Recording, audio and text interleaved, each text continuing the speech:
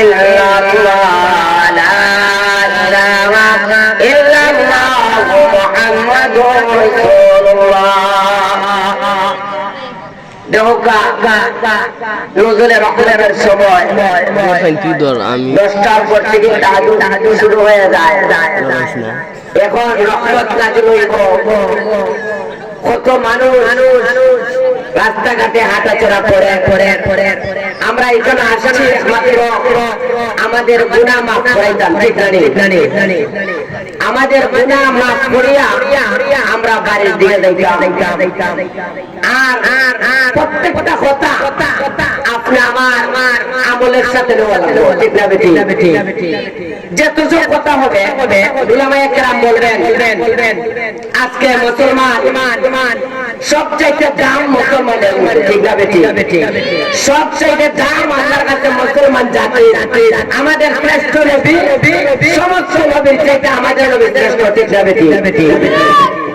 কুরআন আল্লাহর কালাম, শ্রেষ্ঠ কিতাব। তো আমরা পাইলাম শ্রেষ্ঠ নবী, কিতাবও পাইলাম শ্রেষ্ঠ, আবার উম্মত হইলাম শ্রেষ্ঠ, ঠিক না বেটি?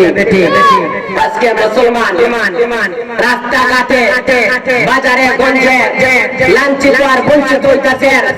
কারণটা হচ্ছে কি? আমাদের ঈমান দুর্বল, ঠিক না বেটি? আমাদের ঈমান দুর্বল। আজকে যদি আমাদের ঈমান সবল হইতো, বেঈমান কাফেররা মুসলমানকে মারতে পারত না, ঠিক না বেটি?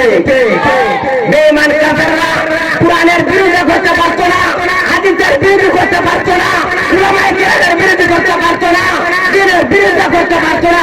কথা বলুন, ঠিক না বেটি? আজকে মুসলমান রাস্তাঘাটে মার খাচ্ছে। কেন? আমল দুর্বল হইতেছে, ঈমান দুর্বল হইতেছে। আর ঈমান যখন দুর্বল হইতে থাকবো, আমল হয়তো যখন দুর্বল হইতে থাকবো, তখন মুসলমানদের মার খাইতে থাকবে। তাকান ফিলিস্তিনের দিকে, তাকান ফিলিস্তিনের দিকে। মুসলমানদের রক্ত ফিলিস্তিনের মাটি লাল হইতেছে, ঠিক না বেটি? কারণ আমরা আল্লাহ ও আল্লাহর রাসূলের মহব্বত আমাদের দিলের মধ্যে নাই। ওয়াজ শুনে আমলওয়ালা, ঠিক না বেটি? ওয়াজ শুনে আমলওয়ালা বলতে পারি না। আজকে মুসলমান